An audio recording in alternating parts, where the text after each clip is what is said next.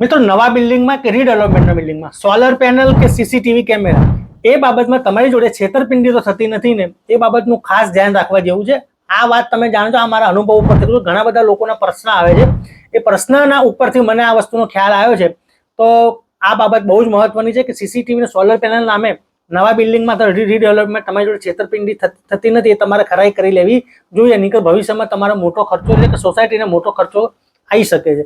તો મિત્રો વાત જાણે એમ છે, ઘણા બધા મિત્રોએ મને એવી ફરિયાદ કરેલી છે કે એ લોકો જ્યારે સોસાયટીમાં રહેવા જાય છે ત્યારે સોલર પેનલનું અને સીસીટીવી કેમેરાનું બિલ્ડર દ્વારા પ્રોમિસ આપવામાં આવેલી હોય છે અને નાખેલું પણ હોય છે.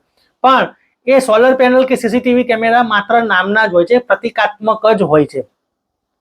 ફોર એક્ઝામ્પલ તમને હું કહું કે ભાઈ સોલર પેનલ ધારો કે 50 ફ્લેટની સ્કીમ છે, તો એમાં તમારે અમુક ક્ષમતાની સોલર પેનલ જોઈએ, પણ બિલ્ડર દ્વારા શું કરે, ખાલી એક નાખવા પૂરતું સોલર પેનલ નાખી દેવામાં આવે.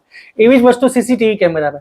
સીસીટીવી કેમેરા એવું છે કે બિલ્ડિંગની સાઇઝ અને જગ્યા અને એના એન્ટ્રી ને એક્ઝિટ પોઈન્ટ ને એ બધા જે મેઇન જે સ્ટ્રેટેજિક પોઈન્ટ્સ હોય ત્યાં સીસીટીવી નાખવામાં આવે તો એ બહુ મહત્વના હોય છે. પણ બિલ્ડર દ્વારા શું છે કે અમુક નામના અમુક જગ્યાએ જે કહેવાય ને કે એન્ટ્રી ગેટ હોય મેઇન, ત્યાં 1 2 4 5 કેમેરા નાખીને કામ પૂરું કરી દેવામાં આવે. અને પછી જ્યારે સોસાયટીમાં બધા લોકો રહેવા જાય ત્યારે ખબર પડે છે કે ભાઈ આ તો સફિશિયન્ટ નથી. ઇવન સોલર પેનલમાં પણ તમારે ધ્યાન રાખવું એટલા માટે જરૂરી છે કે અત્યારે વીજળીના બિલ બહુ તોતિંગ આવે છે અને એના કારણે સોસાયટી ઉપર મેન્ટેનન્સ ખર્ચનો બહુ મોટો બોજો થતો હોય છે. તો જો અત્યારે બધી જ જગ્યાએ સરકાર પર સોલર પેનલ નાખવા માટે તમને લોકોને એન્કરેજ કરે છે, ત્યારે હંમેશા બિલ્ડિંગનો પ્લાન એવો હોવો જોઈએ અથવા તો બિલ્ડર દ્વારા એવી ખાતરી મળવી જોઈએ કે સોલર પેનલ છે એ સફિશિયન્ટ હોવી જોઈએ. એટલે કે આપણે એમ નથી કહેતા કે 0 જ બિલ આવે, પણ 50% કે તેનાથી વધુ બિલમાં રાહત મળે ઇલેક્ટ્રિસિટી બિલમાં, એટલી તો સોલર પેનલ હોવી જ જોઈએ. બાકી પછી તમારે શું થશે કે જ્યારે તમે બિલ્ડિંગનો હેન્ડ ઓવર લઈ લેશો ત્યારે તમને ખબર પડશે કે સોલર પેનલ નાખવાનો 5 10 15 લાખ રૂપિયાથી પણ વધુ ખર્ચો આવે અને તમારે કાં તો લોકો જોડેથી ઉઘરાવવું પડે અથવા તમારી જે મેન્ટેનન્સની ડિપોઝિટ હોય એમાંથી તમારે ખર્ચો મોટો કરવો પડે.